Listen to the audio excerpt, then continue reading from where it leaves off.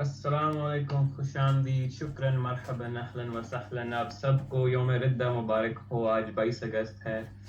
آج وہ دن ہے جہاں پہ پہلی دفعہ اردو زبان میں قرآن کی دھجیاں اڑا دی جائیں گی، اس طرح سے کہ قرآن کا جو دعویٰ ہے کہ قرآن محفوظ ہے، لفظاً بلفظاً، ڈاٹ با ڈاٹ، نقطہ بہ نقطہ، اعراب با اعراب، وہ سراسر جھوٹ ہے. ہم ایسے انکشافات کریں گے آج کی اسٹریم میں باقاعدہ دلائل کے ساتھ کہ میں چیلنج کرتا ہوں مفتی طارق مسعود، انجینئر مرزا، یہ لوگوں کو چیزیں بتائیں.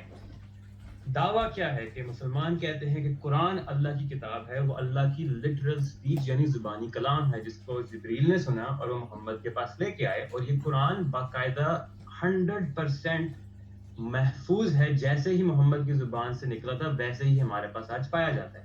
یہ مسلمانوں کا دعویٰ ہے. مسئلہ یہ آتا ہے کہ جب ہم صحائف کو، جب ہم قرآن کو، جب ہم پرانی حدیث کی جو لٹریچر کتابوں میں پڑھتے ہیں تو ہمیں پتہ ہے کہ قرآن ہمیشہ سے یوں نہیں تھا. قرآن کی بلکہ بہت سی قسمیں ہیں، بلکہ آج کی دنیا میں بھی آپ 26 قسموں کے ڈفرینٹ، کچھ کہتے ہیں 30، کچھ کہتے ہیں 40 تقریباً قسموں کے قرآن پائے جا سکتے ہیں. تو اب ہم سٹارٹ کرتے ہیں پریزنٹیشن، لیکن اس سے پہلے ہم ڈاکٹر یاسر قادری کا ایک بہت امپورٹنٹ کلپ شیئر کریں گے جس کی وجہ سے یہ پورا سکینڈل ویسٹرن ممالک میں بوم کی طرح پھیل رہا ہے اور مسلمان دین کو ہر روز ہزاروں کی تعداد میں چھوڑ رہے ہیں. Very clear to you and to every single very advanced student and specialist that the standard narrative has holes in it. That's what I'm going to say. The standard narrative does not answer some very pressing questions.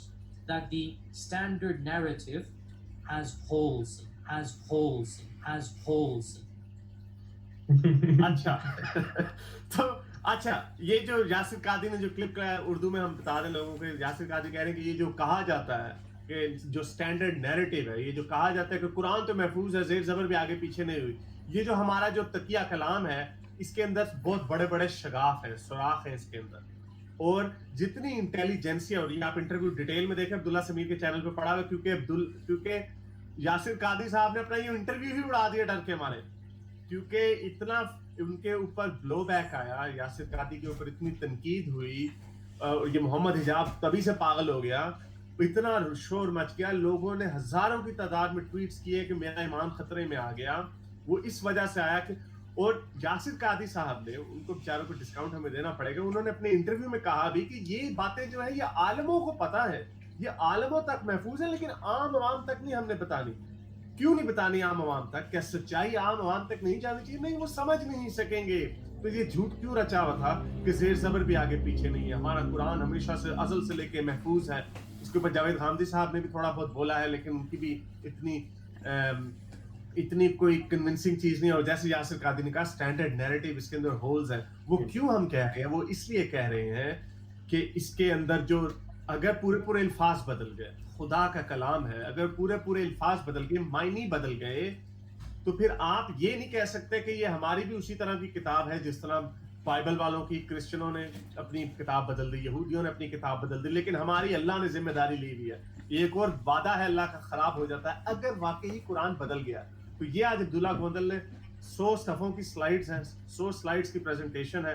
پر اگر آپ لوگوں کا میدا ہے، اگر آپ لوگوں کا جگرا ہے، اگر آپ سن سکتے ہیں، پتہ نہیں مفتی جو صحائف ستہ کے جو کورس کرتے ہیں پاکستان میں، درس نظامی وغیرہ والے، پتہ نہیں ان کو یہ پڑھایا جاتا ہے کہ جو اصل یاسر قادری ٹائپ کے جو اسکالرز ہیں، شبیر علی ٹائپ کے جو اسکالرز ہیں، جو پوری طریقے سے پی ایچ ڈی کرتے ہیں، ان کو ان باتوں کا پتہ ہے. انفارچونیٹلی وہ جب کرتے ہیں تو وہ پھنس جاتے ہیں. تو آج عبداللہ گوندل نے ہمیں وہی بتانا ہے کہ اس کے اندر یہ کون سے ہولز ہیں جو نیریٹو کے اندر. تو عبداللہ گوندل جی شروع کیجئے، یہ آپ کی پہلی سلائیڈ. چلیں جی شروع کرتے ہیں. تو اب ہم شروع کریں گے دعویٰ کیا ہے، اور ہم شروع کریں گے مولانا مودودی کی کتاب تفہیم القرآن کے مقدمے میں انہوں نے لکھا ہے قرآن کے بارے میں کیا دعویٰ ہے. انہوں نے لکھا ہے کہ مغربی افریقہ کے کسی کتاب فروش سے قرآن کا ایک نسخہ خریدیں اور جاوا میں کسی حافظ سے زبانی قرآن سن کر اس کا مقابلہ کر لیں، اور پھر دنیا کی بڑی بڑی لائبریریوں میں حضرت عثمان کے وقت سے لے کر آج تک مختلف صدیوں کے لیے جو مصاحف پائے جاتے ہیں ان کا آپ ملاحظہ کیجیے آپ کو نظر آئے کہ شوشے کا بھی فرق اگر کسی کو نظر آئے تو وہ دنیا کو اس بڑے تاریخی انکشاف سے مطالعہ کر دے اور آج میں وہی کرنے لگا. کبھی شوشے نہیں ہوئیں گے صرف اس میں الفاظ غائب ہیں, الفاظ پورے بدلے میں, پوری آیتوں کی جگہیں چینج ہیں, اضافی الفاظ موجود ہیں وغیرہ. سو اب ہمیں دیکھیں کہ مولانا مودودی جو کہ بہت بڑے عالم ہیں سب کانٹیننٹ کے, انڈیا پاکستان کے, جن کی آئی تھنک جو ایک موومنٹ بھی تھی تفہیم القرآن کے بعد جماعت اسلامی وغیرہ اسی سے سٹیم کرتی. اینی ویز اب ہم آ جاتے ہیں ماڈرن قرآن. ہمیں بتایا جاتا ہے کہ ہمارے پاس ایک قرآن ہے, آپ پاکستان, انڈیا, جاپان, چائنا, دنیا میں جب وہی قرآن آپ کو ملے گا, لیکن یہ سراسر غلط ہے. اصل میں فلم کیا ہے؟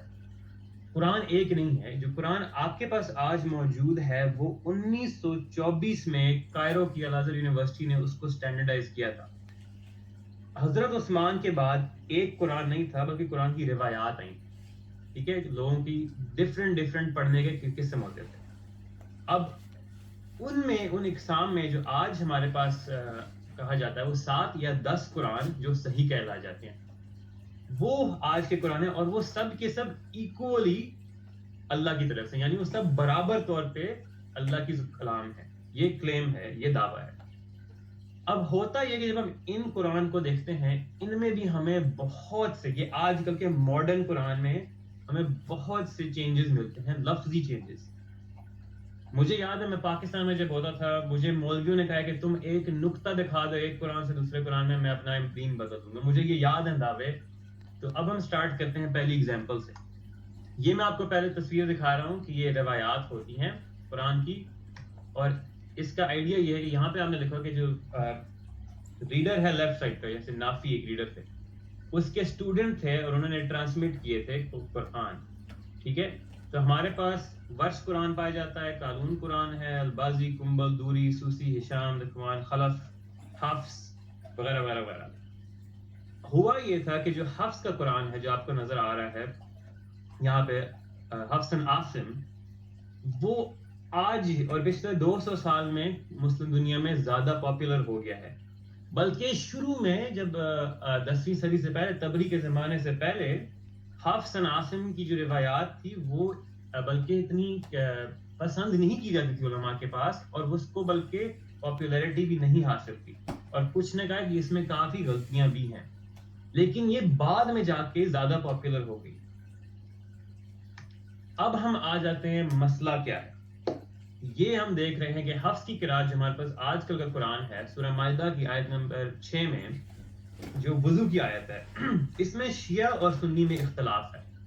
ٹھیک, شیعہ سنی میں اختلاف یہ ہے کہ سنی جو ہیں وہ پاؤں کو دھوتے ہیں وضو میں, اور جو شیعہ جو ہیں وہ پاؤں کے اوپر مسح کرتے ہیں.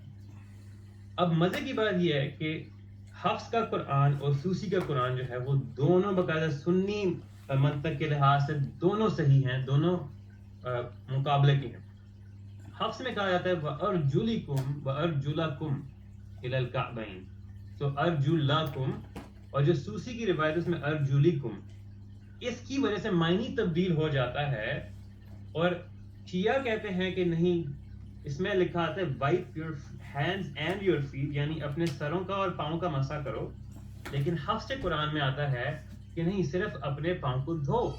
اب مسئلہ یہاں پہ آتا ہے کہ یہ اختلاف معنی میں, اگر اس اختلاف نے, اس زیر زبر نے امت میں ایک اختلاف